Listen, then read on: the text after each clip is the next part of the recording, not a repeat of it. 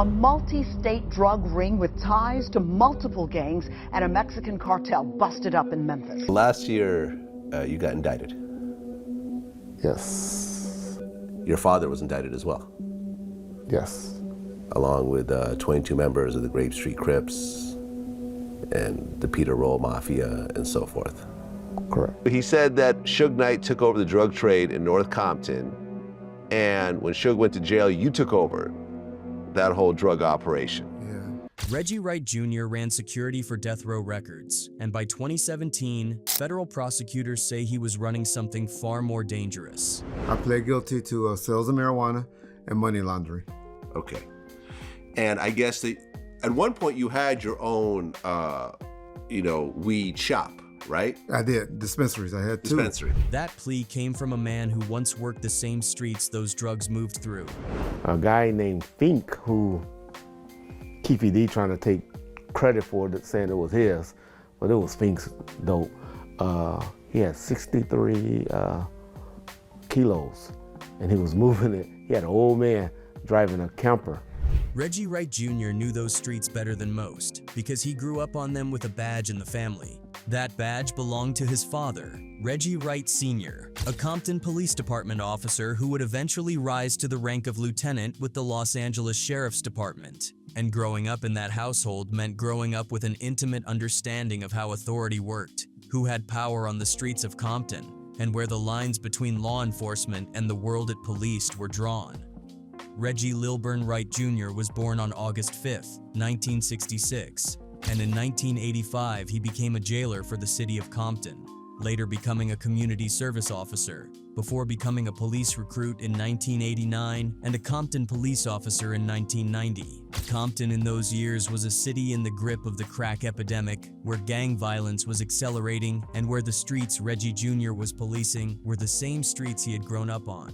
And the boundary between the police department and the criminal world was, as federal prosecutors would eventually demonstrate, far more porous than anyone in uniform wanted to admit.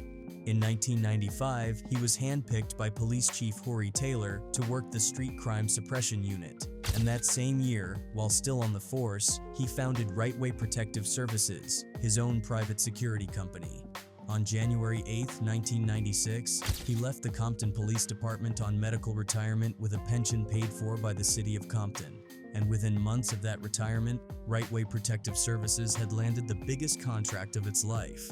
That contract was Death Row Records, the most dominant rap label in the world at that moment, home to Dr. Dre, Snoop Dogg, and Tupac Shakur. And Suge Knight needed someone who could protect his artists, manage his operations, and navigate every world the label touched simultaneously. Wright Jr. was a Compton police officer before leaving to work for Suge Knight and Death Row Records, and that background gave him a credibility inside the label that money alone could not have purchased. Because his degree in justice administration, his relationships with criminals from his years as a jailer, his relationships to the gangs through his father heading up the gang unit in Compton, and his relationships with law enforcement as paymaster and scheduler of an enormous budget in handing out off-duty assignments, gave him the power to operate across every world the label touched simultaneously. He was responsible for protecting Suge Knight, the artists on the roster, and the operations of the most powerful rap label in the world, and the culture he operated inside mixed celebrity, gang affiliation, and serious money in ways that would eventually prove impossible to contain. Suge Knight, he's been a lifelong acquaintance of yours, and there was there's rumors of drug use in Death Row, but no one's come public. Other than weed, what other drugs were around Death Row Records, and if you can, who was out there using?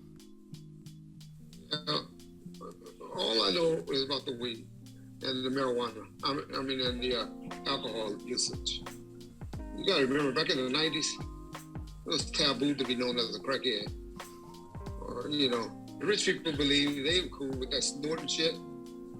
But the drug that was cool for some reason, growing up in the 90s, was Sherm, Angel Dust, PCP, which is all the same thing, and cocaine. Reggie Wright Jr. sat at the center of all of that, holding a position of power and access that very few people in hip-hop history have ever occupied, and that position put him in the follow car on the night that everything changed. The night that culture finally cracked open was September 7th, 1996, the night of the Mike Tyson vs. Bruce Seldon heavyweight boxing match at the MGM Grand in Las Vegas, where Tupac Shakur was sitting ringside with Suge Knight and members of the Death Row crew at what felt like the absolute peak of the label's power.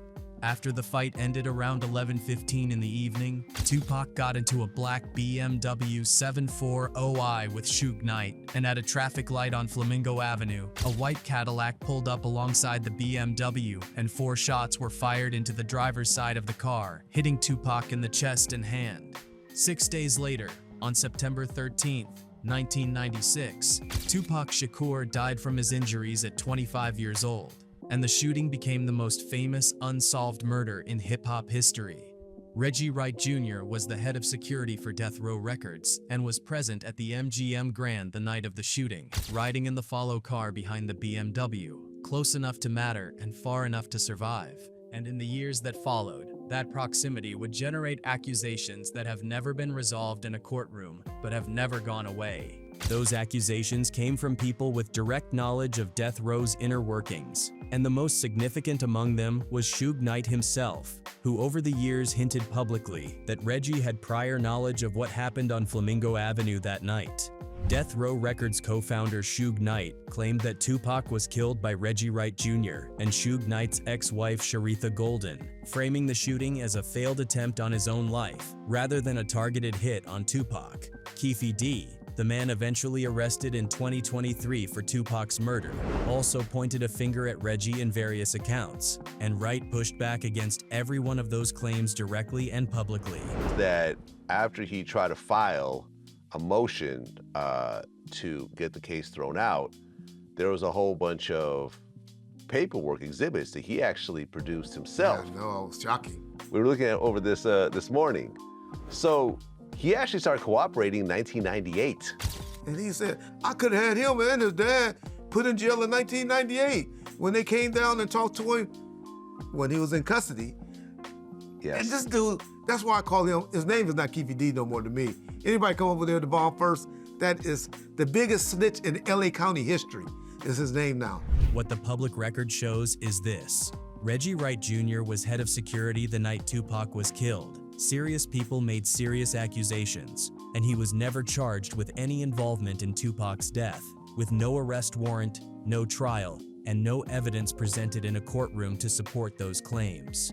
Death Row collapsed around him in the years that followed. Suge Knight lost power. Right-Way Protective Services had no more contracts, and after Death Row fell apart, Wright quietly disappeared from public view. And for the next 16 years, almost nobody was paying attention to what he was building. What he was building was a drug pipeline that federal prosecutors say stretched from Los Angeles all the way to Memphis, Tennessee, and it ran through a network that connected the Grape Street Crips in Watts to a Memphis street gang called the Pedder Roll Mafia, led by a man named Fred McCaster Jr., known in the streets as OG, who had the distribution infrastructure to move product across the entire Southeast. As members of the Grape Street Crips, they supplied heroin, marijuana, methamphetamine, cocaine, and various other pharmaceutical drugs to the Pedder Roll Mafia gang, who then distributed the drugs throughout the Western District of Tennessee and the Mid-South area, and the pipeline was generating revenue at a scale that only became clear when federal agents started following the money from Memphis all the way back to California. I was dealing with some gang members, mainly in the state of Tennessee, Memphis, Tennessee. Mm-hmm. I was dealing with some guys that were associated with some guys from Watts called the Grape Street Crips. I only was dealing with mainly 2 guys from Grape Street Crips in Watts. The guys in Memphis I didn't know at all. And so they were connected and dealing with guys that was in Memphis. The Mexican cartel connection embedded in that network came through a co-conspirator named Eric Avendano, whose ties to a Mexican cartel federal investigators confirmed but declined to specify publicly, and his presence in the operation elevated what might have looked like a regional drug arrangement into something with international reach. And a federal investigation that had started quietly in 2013 was already following every thread of it back to California. That investigation reached its conclusion on June 28, 2017, when federal prosecutors formally unsealed 2 indictments against Reggie Wright Jr., his father Reggie Wright Sr., and 20 others, with charges including drug trafficking, conspiracy to distribute controlled substances across state lines, money laundering, and firearms violations, built on years of wiretapped phone conversations, paid informants inside the organization, electronic surveillance, and financial record analysis. Federal prosecutors are accusing 22 gang members of shipping money through the mail from Memphis, 1,800 miles away to Los Angeles, California. Prosecutors go on to allege meth, heroin, cocaine, pills, and pot were all sent back to be sold here.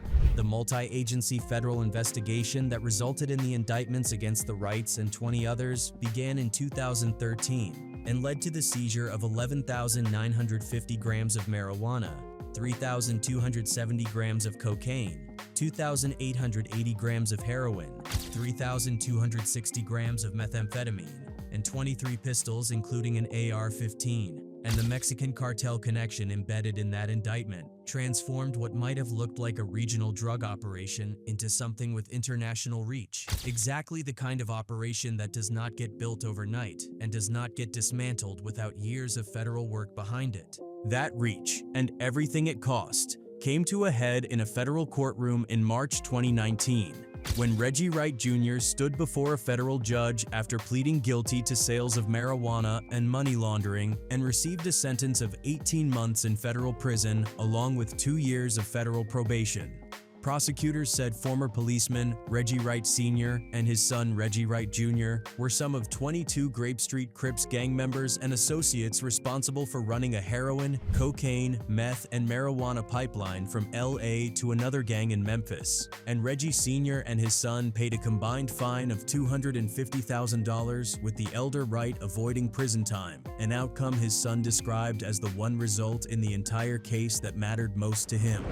My biggest worry and my biggest regret in life is getting his name tied up into something. The arc of Reggie Wright Jr.'s life moved from a cop's household in Compton, through 6 years on the Compton Police Department, into the corridors of the most powerful rap label in hip-hop history, through the night of the most famous unsolved murder the genre has ever produced, and then into 16 years of silence, during which federal prosecutors say he built a cartel-connected drug pipeline stretching from Los Angeles to Memphis, while the world that had once watched him closely moved on without him. Former Mayor Omar Bradley said there was no difference between Death Row Records and the Compton Police from that time, that they functioned as one entity, and the story of Reggie Wright Jr. makes that observation feel less like an accusation and more like a precise description of how one man lived at the intersection of those two worlds for his entire adult life, and what it cost him when those worlds finally converged in a federal courtroom. 18 months in federal prison, for Death Row's head of security, for the man who was there the night Tupac died, for a career that began with a badge in Compton and ended in a drug pipeline that reached Memphis, Tennessee. Anyway, that's it for this video, folks. Bye.